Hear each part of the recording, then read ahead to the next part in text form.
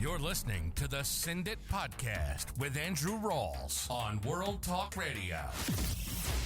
Grumman 7 Judah Bravo, then ground, turn right on Bravo, runway 1 left, Bravo, and it'll merge with Alpha at Alpha 3.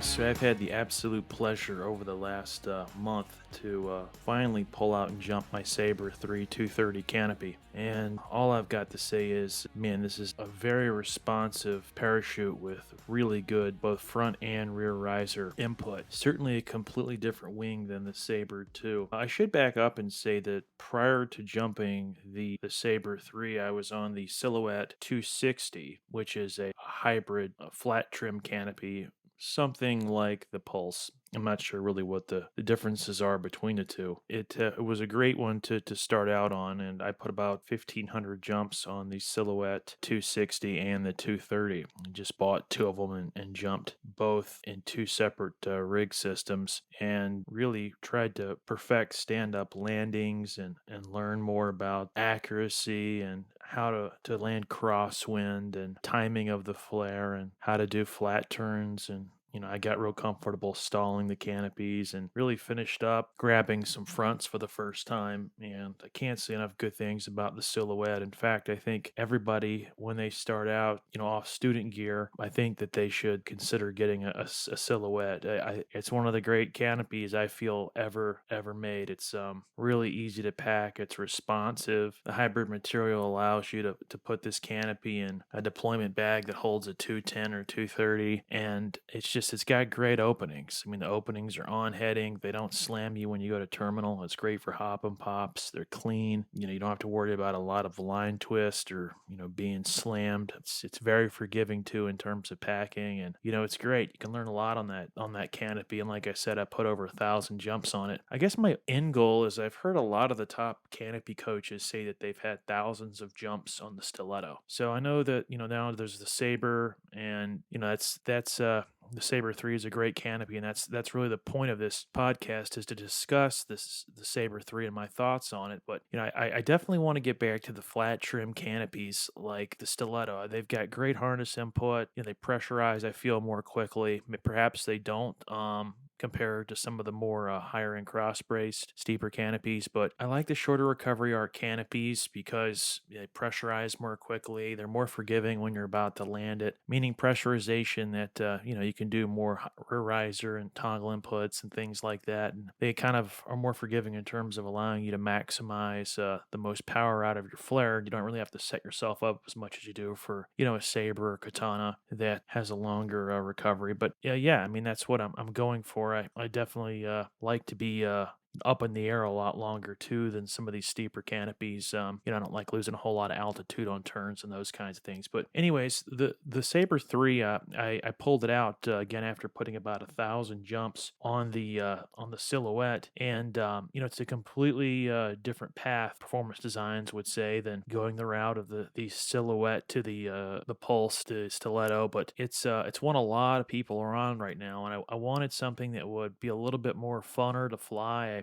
I tried the 7-cell Storm that I don't think it had the CF kit hooked up to it. A lot of people these days are using 7-cell Storms to do crew, albeit I've heard they're not a very good canopy to do crew with lightnings and triathlons with. You have to basically be in a crew, camp other people that have Storms. But I tried the Storm out and didn't particularly care for the flare. It's got a real long, being a 7-cell, real long one-stage flare, kind of like the Spectre, and I like the the two-stage flare, and especially, if you want to progress in the sport and start flying the faster wings at some point, down the line, those canopies all have real nice defined two-stage flares. And most of the canopies that are 9 cells, even the 7 cells that are more high performance, they have the two-stage flare. And then, of course, if you need to jam it in or something, you can go to a one-stage. But the Storm never really did it for me. And of course, I felt like everything on that required so much work. Like, the flat turns were down around the waist level, and you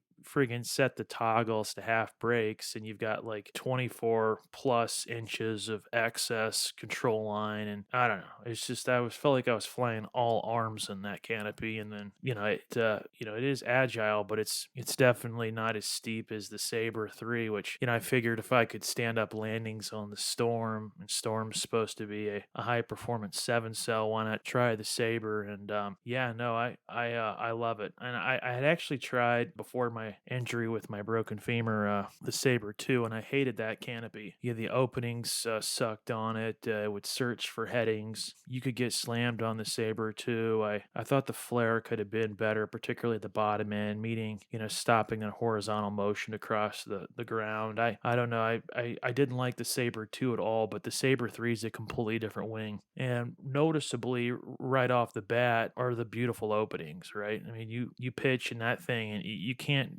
I couldn't get the thing to take me off heading. And the terminal deployments from full altitude, they feel like hop and pops. I mean, the snivel's incredible. Again, it's right on heading. It's almost like a base canopy. So it's got these cool tail ribs in the back that I think that they're used to add a little bit more performance. I was talking with some people before I even jumped the canopy and was wondering what they do. It says on the flight characteristic sheet, the tail ribs are not just for looks. They are a carefully considered design that brings more power across a wide range of flight modes. Tail ribs increase the efficiency of the wing, providing a crisp response, making it more intuitive to fly. Faster speeds can help out in turbulence too. Slower speeds and more carry-on toggles and rears make it clear that Sabre 3 is an entirely new wing. The unique application of tail ribs in the Sabre 3 affords its pilots a solid connection with their wing while delivering exhilarating flight performance you won't find on any other wing in its class. So the speed, the snappiness, all that stuff is going to definitely help out when things get bumpy. And, that may be a factor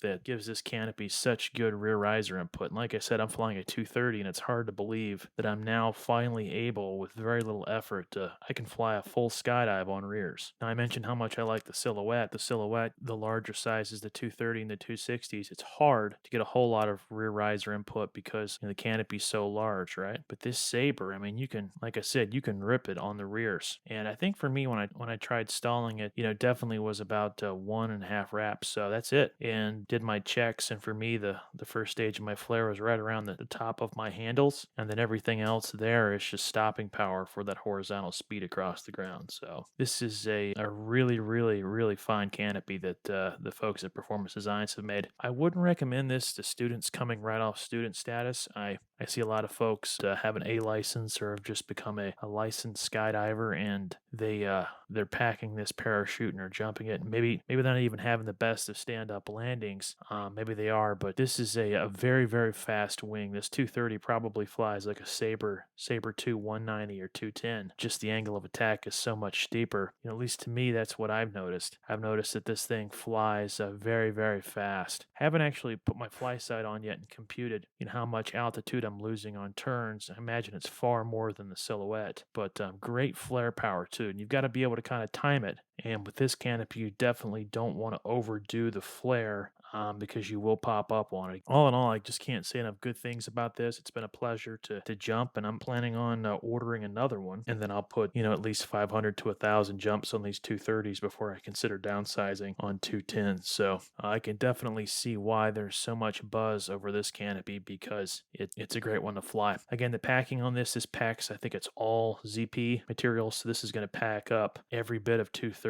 So getting in the bag, it's going to be a little bit difficult. It requires a little bit more skill than, say, a Silhouette or something like the Epicene, or a hybrid type material canopy. But yeah, this is a great one. And PD hasn't released any statistics, but I wonder how much of their business is done off of this one canopy. I would imagine, because these things are selling like hotcakes. The dealers can't keep them in stock. PD's out to almost 20 weeks now for production, and anytime you see any Sabre for sale on their website that's stock, it just goes just like that. Yeah, I'm fortunate enough to have one. It's great. I think they're doing some demo days, maybe coming up later on this summer and fall. If not, most your major dealers out there will have one that you can try. But just make sure you have enough jumps and are comfortable with some of the more flat trim canopies before you decide to hop on the Sabre 3, because as they say, this canopy is fast as fuck. I still think most of your canopy coaches out there are going to recommend going to a Katana or Crossfire 3, although I don't know too much about Icarus canopies. I've never jumped one.